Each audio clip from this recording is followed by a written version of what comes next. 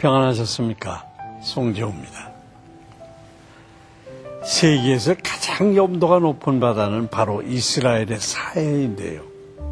그곳에서는 가만히 있어도 몸이 저절로 뜨게 됩니다. 그래서 별로 위험하지 않을 것 같지만 꼭 지켜야만 하는 수칙이 하나 있다고 합니다. 가만히 누우면 저절로 몸이 떠서 안전하지만 물에 빠질까봐 몸에 힘을 주게 되면 오히려 균형을 잃게 되고, 이때 바닷물이 눈에 들어가면 다량의 광물질 때문에 몹시 쓰리고 아프다고 합니다. 여러분, 우리의 상황도 이와 비슷한 것 같습니다. 인생의 바다에서 혹시 나의 힘으로 살아보겠다고 발버둥치며 허우적거려 본 적 있으십니까? 우리에게도 주님께서 친히 일하실 수 있도록 맡겨드리는 훈련이 필요합니다. 주님이 이끌어 가시는 인생의 바다에 온전히 몸을 맡겨보도록 하십시다. 오늘의 말씀 함께 보시겠습니다.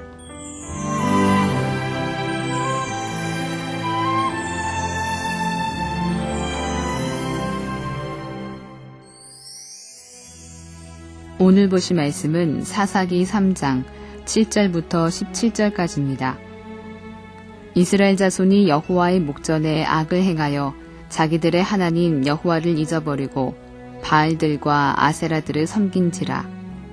여호와께서 이스라엘에게 진노하사 그들을 메소보다미아 왕 구산 리사다임의 손에 파셨으므로 이스라엘 자손이 구산 리사다임을 8년 동안 섬겼더니 이스라엘 자손이 여호와께 부르짖음에 여호와께서 이스라엘 자손을 위하여 한 구원자를 세워 그들을 구원하게 하시니 그는 곧 갈렙의 아우 그나스의 아들 온니엘이라.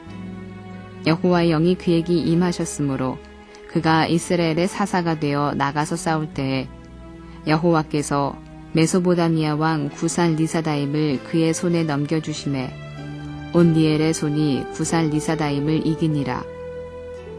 그 땅이 평온한 지 40년에 그나스의 아들 온니엘이 죽었더라. 이스라엘 자손이 또 여호와의 목전에 악을 행하니라.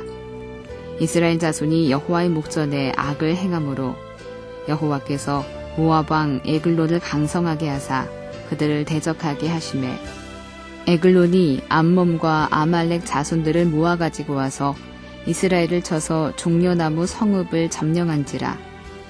이에 이스라엘 자손이 모압 왕 에글론을 18해 동안 섬기니라. 이스라엘 자손이 여호와께 부르짖음에 여호와께서 그들을 위하여 한 구원자를 세우셨으니 그는 곧 베냐민 사람 게라의 아들 왼손잡이 에훗이라. 이스라엘 자손이 그를 통하여 모압 왕 에글론에게 공물을 바칠 때에 에훗이 길이가 한 규빗 되는 좌우의 날선 칼을 만들어 그의 오른쪽 허벅지 옷 속에 차고 공물을 모압 왕 에글론에게 바쳤는데 에글론은 매우 비둔한 자였더라. 이스라엘에게 주신 첫 번째 사사는 온니엘로 그를 통해 메소포타미아 왕 구산 리사다임의 손에서 이스라엘을 구원하셨습니다.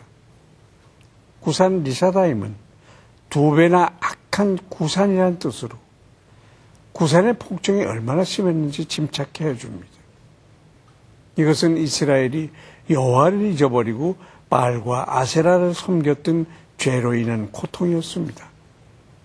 믿음의 노장 갈렙의 사위요 정복전쟁의 선두에 섰던 온니엘은 백성들의 범죄와 징계를 보면서 참으로 비통해했을 것입니다. 하나님은 바로 그런 온니엘에게 성령을 부어주셨습니다. 성령을 받은 온니엘은 전쟁에 나가기 전에 말씀으로 이스라엘을 책망하고 그들의 죄를 참회하도록 했습니다. 이것이 바른 순서입니다. 말씀으로 내부의 죄를 먼저 정복하십시오.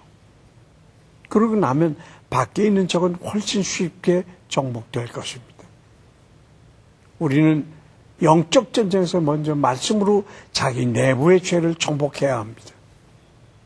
그런데 온니엘이 별세한 후에 이스라엘 자손은 또다시 범죄했고 하나님은 그들을 다시 침략자의 손에 붙여서 압제를 받게 하셨습니다. 그래야 이스라엘은 모압 왕 에글론의 침공을 받아서 18년 동안 조공을 바치는 신세로 전락하게 되었습니다. 이때 이스라엘을 구원하기 위해서 세움받은 사사가 에훗입니다. 에훗은 왼손잡이라고 묘사되어 있는데 히브리 본문에는 오른손은 불구라는 표현으로 되어 있습니다. 이 말은 그가 질병 등의 이유로 오른손을 거의 못 쓰게 된 것을 암시합니다. 에훗과 같은 장애를 가진 사람은 그 당시 시대에 아주 비천한 존재로 여겨졌었고 분명 전쟁에는 적합하지 못한 존재였습니다. 하지만 하나님은 이 왼손잡이를 택하여 당신의 오른손으로 삼으셨습니다. 영적 전쟁에서 승리를 주는 것은 나의 힘 있는 오른손이 아니라 하나님의 손으로 붙들린 왼손입니다. 저희가 자기 칼로 땅을 얻어 차지함이 아니요 저희 팔이 저희를 구원함도 아니라 오직 주의 오른손과 팔과 얼굴의 빛으로 하셨으니 주께서 저희를 기뻐하신 연권이이다. 시편에 있는 말씀입니다. 우리는 자신의 힘 있는 오른손으로 일하는 사람입니까? 나의 손에 힘을 빼고 하나님의 오른손에 붙잡힌 사람입니까? 한번 돌아보도록 하십시다.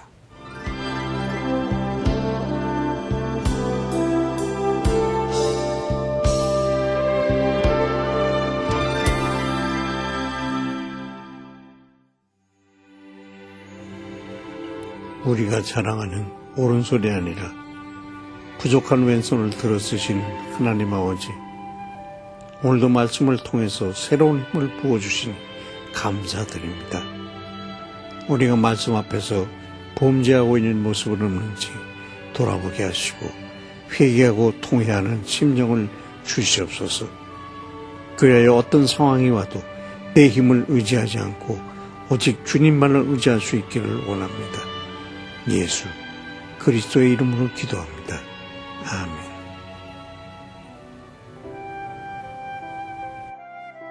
지난 6월 지방 무슬림들이 콥트 교회 교인인 아테이아를 공격해 약 8,000달러를 빼앗고 그의 집과 소유인 다른 건물들을 밀어버렸다고 합니다. 그리고 다시 다른 콥트 교회 교인 소유의 집 6채를 습격하고 방화하고 전수시켰다고 합니다.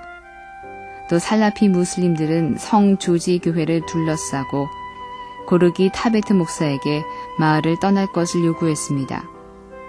그들은 마을을 떠나지 않으면 그를 죽이고 그 교회에서 무슬림 기도회를 열겠다고 위협했습니다. 보안경찰은 무슬림들이 성 조지 교회에 침입하는 것을 막고 타베트 목사를 마을에서 피신시켰습니다. 이집트 내에서 크리스천들에 대한 증오와 폭력이 멈출 수 있도록 기도합시다. 설교의 대가로 불렸던 스펄전 목사가 이런 얘기를 했습니다. 실패에 대한 두려움은 당연한 것입니다. 그러나 하나님의 오른손이 우리 손을 붙잡고 계시기 때문에 두려워할 필요가 없습니다. 그분의 잡는 힘은 굉장하죠. 우리의 위험은 무서운 것이나 하나님이 우리를 붙들고 계시는 한 우리의 안전은 확실하게 보장되어 있습니다. 여러분, 포기하고 싶을 정도로 어려운 상황을 만나도 우리를 붙들고 계신 주님의 손, 이것만은 기억하도록 하십시다. 그리고 우리를 붙드는 손의 힘이 얼마나 강한지를 경험하는 여러분 되시길 바랍니다. 주님의 손에 꼭 붙들린 복된 하루 보내십시오. 송지효 장로의 큐티동행 여기서 마치겠습니다. 감사합니다.